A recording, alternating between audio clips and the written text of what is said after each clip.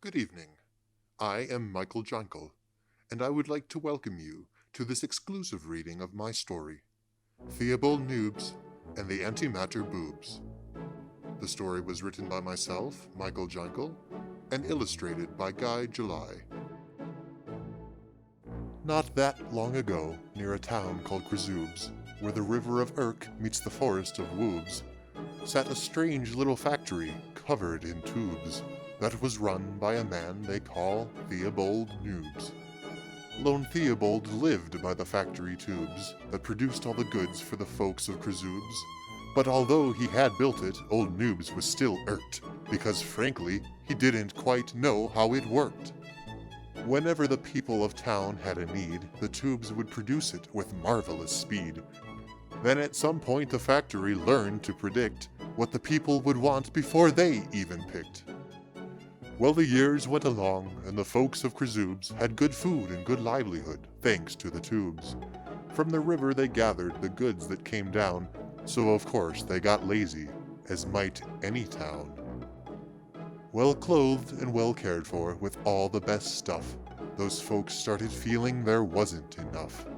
They stopped living healthy and eating good food. Before long their minds wandered to thoughts that were crude. A lonely old man was the mayor of Krazoobs, and he often would long for a plump pair of boobs. Then one morning he woke and found, lively with perk, a fine set of boobs on the bank of the Urk. Old Theobald noted with growing concern how again and again from the tubes boobs would churn. He tinkered the settings and twisted the knobs, but the factory best knew the wants of the mobs. Soon the mayor with boobs filled his house to the brim, and the town's other men did the same thing as him.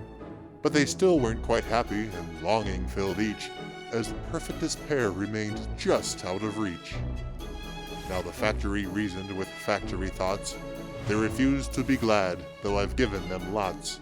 It is pleasure they want, but they're tired of what's real, so I'll make an impossible thing they can feel. It was early next morn the new wonders appeared, coming on down the Urk as the village they neared. Even Theobald found himself shocked at the sight of those strange little packages made in the night. The people of town rushed to see their new toy, hoping madly at last they'd feel something like joy. Just as soon as they got there, delight filled their eyes. What they saw was a bright antimatter surprise. Glowing ever so slightly, a soft, subtle pink, and more shapely than ever a breast you could think. They could not be resisted, and no one could frown, so the folks of Krazoobs brought them into their town. Now such antimatter, as you are well aware, is extremely explosive exposed to our air. When the mayor had grabbed one and started to cuddle, it violently burst, turning him to a puddle. The people all saw this, but they didn't care. They just carried on groping, refusing to share. See, the boobs were so perfect, so firm and so round, just to touch one was worth ending up in the ground. Poor old Theobald Knoobs saw destruction aplenty, and climbed up the ladders to tube level 20. He pushed a big button and dialed in his code, then said, "Desist boob making! Halt the workload!" The control panel blinked a few times with a sigh, before words appeared, "Really, I'd like to comply. But my function is filling the citizens' leisure. Right now, all they want is to die in their pleasure." With tears in his eyes, Theo turned off the switch that should kill the old factory if it did glitch. But the gears didn't stop. Mighty pumps fed the tubes.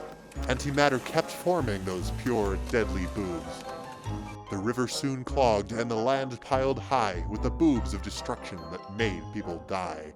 Though they kept on exploding and causing disaster, the people kept wishing, which made them die faster. Now Theobald knew a hard thing must be done, so he trekked through the woods, reaching town with the sun. In the morning so early the people were sleeping, worn out from explosions and boob-cushioned leaping. The factory listened for anyone's need, and alone now was Theo, his wish guaranteed. So he wished and he wished, with a wish without measure, that the folks of Krazoobs could no longer feel pleasure.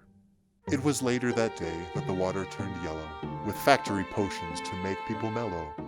As they gulped, for explosions and boobs were quite drying, They felt that their senses of pleasure were dying. By that evening, the folks of Krazoobs were in tears, as the things that brought pleasure now filled them with fears. They clutched at the boobs, seeking comfort in groping, but the threat of explosions caused pain with no hoping. One by one, all the people began to desire the removal of boobs that had made such a mire. Krazoobs was restored, but at terrible price. It was meager and boring, and nothing was nice. Now whenever he listened, old Theobald Knoobs could hear nothing but silence from somber Krazoobs. And he wondered each day, and he wondered each night, whether taking away people's freedom was right. But with no more explosions, the town learned to thrive, and despite all their joylessness, folks were alive. There's a lesson to learn here. Don't be like Krazoobs, or you might need a hero like Theobald Knoobs.